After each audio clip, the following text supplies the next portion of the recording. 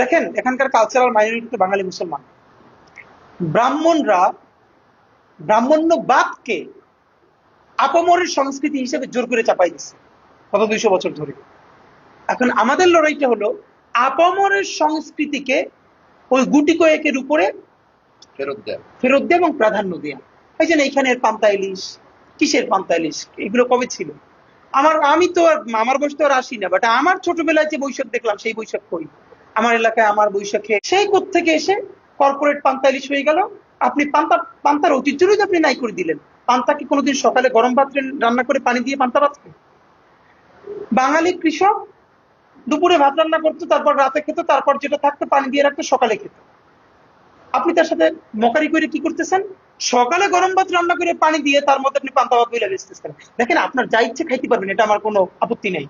আপনি পান্তা ইলিশ খান, আপনার যা ইচ্ছে তাই খান, কিন্তু আপনি এটা যখন বাঙালি সংস্কৃতির নাম দিয়ে করবেন, এইটি হলো আমার আপত্তি। কারণ বাঙালি সংস্কৃতি হলো আপামর গণমানুষের সংস্কৃতি। তাহলে বাংলাদেশের আপামর গণসংস্কৃতিকে বাড়িধারা